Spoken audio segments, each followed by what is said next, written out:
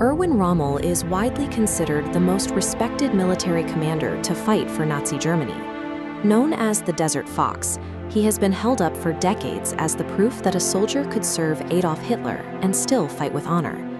This reputation was built on his own description of the North African campaign as a war without hate, seemingly free of ideology or civilian suffering. His forced suicide after being implicated in a plot against Hitler later transformed him from a successful general into an honorable martyr. But recently, declassified German and Allied archives reveal a different reality. The paperwork tells a story that contradicts the public narrative. These records suggest the Rommel myth was a deliberate post-war construction, engineered to shield a specific military legacy from the reality of its crimes. The declassified record places Rommel at the center of Hitler's power structure. It shows how his military successes provided the necessary space and infrastructure for the expansion of the Holocaust into North Africa and beyond. Consider the reality behind that war without hate. As Rommel's forces pushed across Libya in early 1942, Italian colonial authorities deported more than 2,600 Jewish civilians from the city of Benghazi. These families, merchants, craftsmen, and teachers, were sent to the Giado concentration camp deep in the Libyan desert.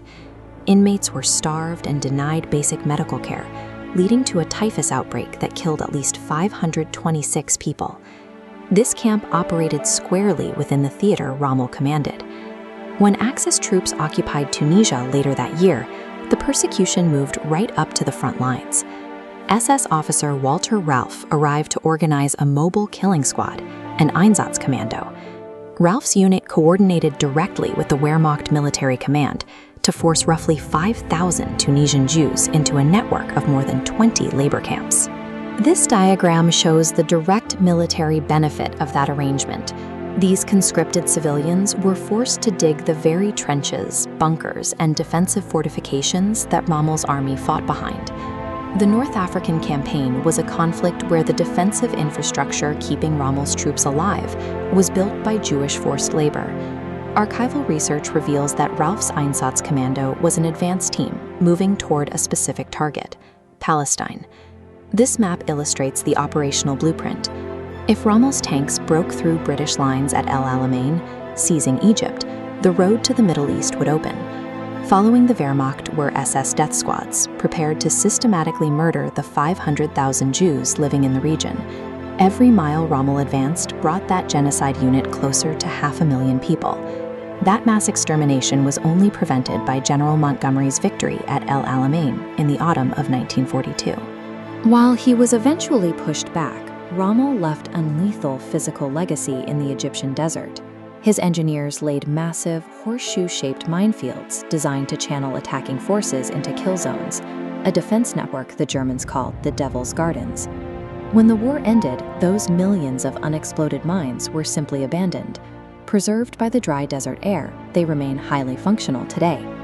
Decades later, these buried devices are still exploding.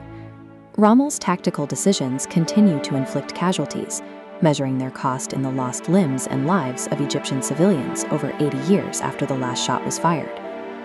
Arguments that Rommel's hands remained clean because the SS ran the camps in Africa lose their weight when looking at his command in northern Italy in 1943.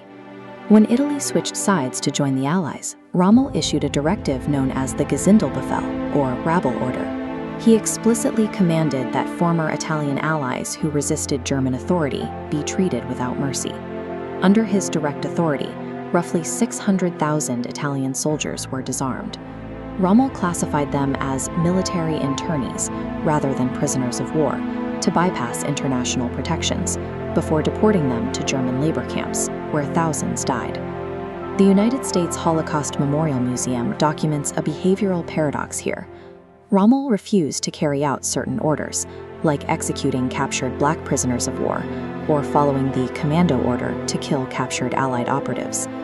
These specific refusals are significant because they show he recognized the exact moral line separating lawful combat from a war crime. He possessed full moral agency, choosing when to enable atrocities and when to draw a line, so long as it didn't cost him his career or Hitler's favor. If the records show deep complicity, how did Erwin Rommel become history's good Nazi? In 1950, a secret document called the Himmerod Memorandum changed the narrative. Former German military officers leveraged the rising tensions of the Cold War to lobby the West for German rearmament. To do that, they needed to convince the world that the German army had fought honorably.